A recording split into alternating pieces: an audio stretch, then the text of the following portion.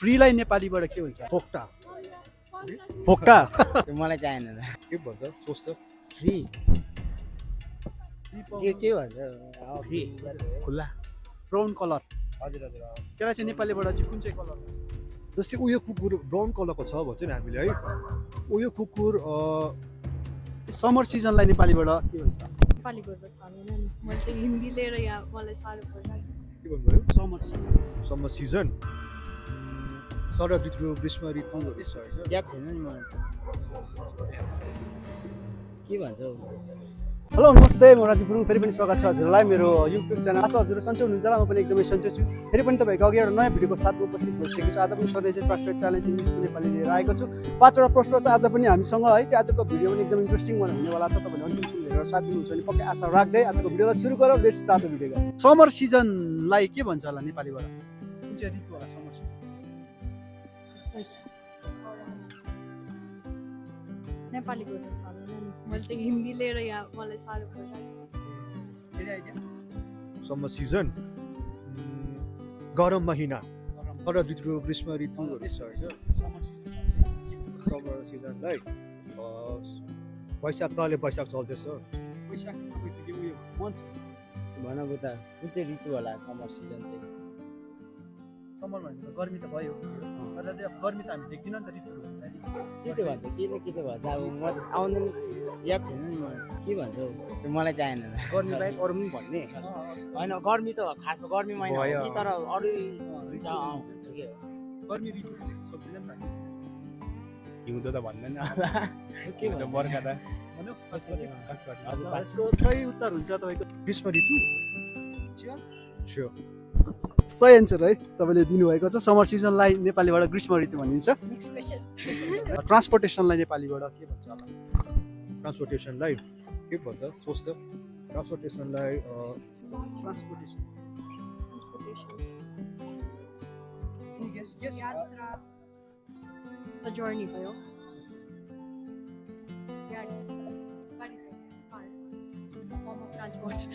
Transportation नि त बस म त केही आइदिएन त। ट्रान्सपोर्टेसन त बुझ्यो। बुझेँ मैले बुझेँ ट्रान्सपोर्टेसन भनेको चाहिँ मलाई चाहिँ यातायात वाहन ट्रान्सपोर्टेसन यातायात। स्योर। दोस्रो प्रश्नको पनि उहाँले एकदमै सही उत्तर दिनुभएको छ। यसको सही एन्सर हुन्छ तपाईँको यातायात। यातायात सुनेको यातायात यातायात ठिकै हो। तेस्रो प्रश्न रहेको छ न्यारोलाई नेपालीबाट के भन्छ होला? नारो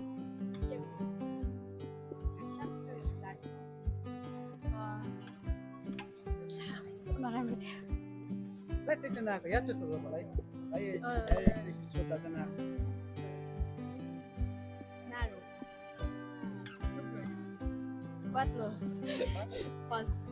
यसको सही एन्सर साङ्गुरो हजुर एकदमै सही एन्सर दिनुभएको छ। तेस्रो प्रश्न। अब 2टा प्रश्न खाली रहेको छ। तपाईँहरू एकदम जितको नजिकमा हुनुहुन्छ। फ्रीलाई नेपालीबाट के भन्छ होला? मुफ्त हिन्दी भयो। फोक्टा चलाएर वर्ड हो।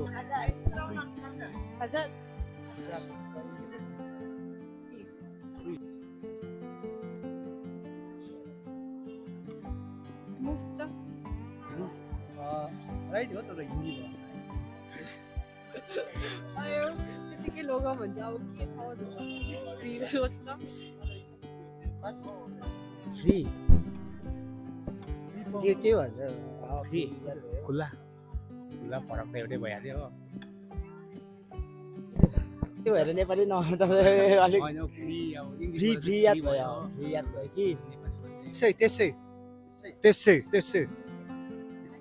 करेक्ट। सिधैमा पनि लेख्छ विघटितकर्ता शब्द हो त्यो। त्यसै पनि चल्छ। निशुल्क। चौथो प्रश्नको पनि एकदमै सही एन्सर दिनुभएको छ सुनेको है। उहाँलाई बधाई छ। अब अन्तिम प्रश्न छ।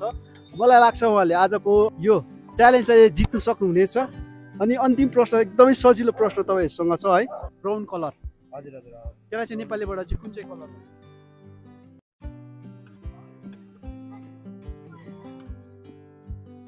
ब्राउन कलर रेड भयो ब्राउन कलर रेड के कलर हो त्यसलाई के त याद भएन ब्राउन कलर है। कालो सेतो नीलो हरियो पहेँलो ब्राउन के भन्छ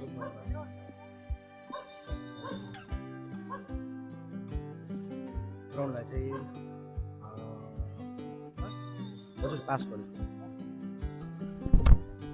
अभाग्यवश उहाँले अन्तिम प्रश्नको सही जवाब दिन सक्नु भएन है। जस्तै उयो कुकुर ब्राउन कलरको छ भन्छ नि हामीले है उयो कुकुर खैरो सही हो उहाँले अन्तिम प्रश्नको पनि एकदमै सही एन्सर दिनुभएको छ।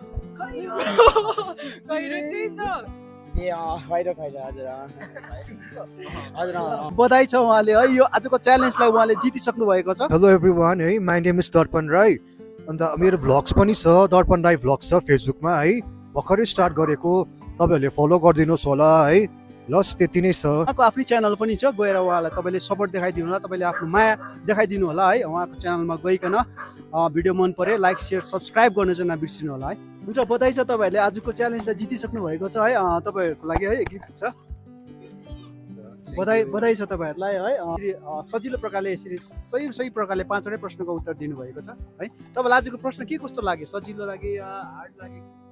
आजको प्रश्न हामीलाई ठिकैको लाग्यो मिडियम लाग्यो भनौँ न है अब मान्छेको स्ट्यान्डर्ड हेरी हुन्छ है अब किन हामीले कतिवटा लेभल हामीले पास गरिसकेको छौँ त्यही भएर हामीलाई चाहिँ अलिक मिडियम लाग्यो।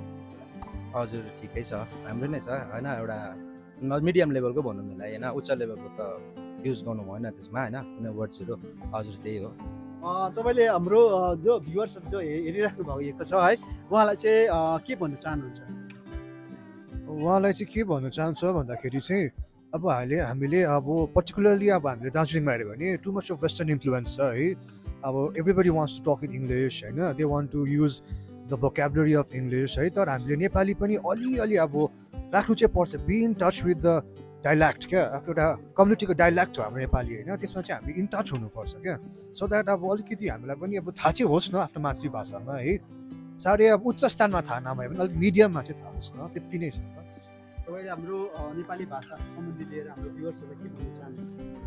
नेपाली भाषा भन्नाले चाहिँ के हो भने यो एउटा हाम्रो मातृभाषा हो मातृभाषा भन्दा जुन चाहिँ मदर टङ हुन्छ नि क्या हो हजुर त्यो जब हामीले युज गर्छ इनिसियली हामी जब इन्बोर्न हुन्छ होइन तब युज गर्नेलाई हामी मातृभाषा भनिन्छ नि त त्यही कारण हाम्रो मातृभाषा नेपाली नै हो र हाम्रो मातृभाषा हुनको कारणले यसलाई हामीले संरक्षण गर्नुपर्छ हरेक प्रत्येक व्यक्तिले किनभने यही हाम्रो पहिचान हो होइन त्यसै कारणले यो भाषालाई चाहिँ सबैजना अहिले जति पनि आउनुहुने नानीहरू छ हाम्रो होइन उहाँहरूले पनि यो भाषालाई चाहिँ अलिकति इम्पोर्टेन्स दिनुहोस् महत्त्व दिनुहोस् होइन र नेपाली भाषालाई अलिकति हामीले अगाडि बढाउँ जुन चाहिँ यो इन्फ्लुएन्स छ हाम्रो जुन वेस्टर्न कल्चरको त्यसलाई छोडेर अलिकति हामी नेपाली भाषामा पनि ध्यान दियो भने चाहिँ हाम्रो सोसाइटीलाई हाम्रो कल्चरलाई पहिचान हो नि त त्यो चिनिन्छ एउटा होइन त्यो राम्रो हुन्छ भविष्यमा गएर हाम्रो एउटा महत्त्व रहन्छ नेपाली पनि हामी नेपाली हो भनेर होइन भाषा नै चिनिन्छ नि त हजुर त्यति नै हो। हुन्छ थ्याङ्क यू सो मच तपाईँले आफ्नो बहुमूल्य समय हामीलाई दिनुभएको छ यति मिठो कुरा हाम्रो भ्युवर्समा चाहिँ तपाईँले राखिदिनु भयो थ्याङ्क यू सो मच है।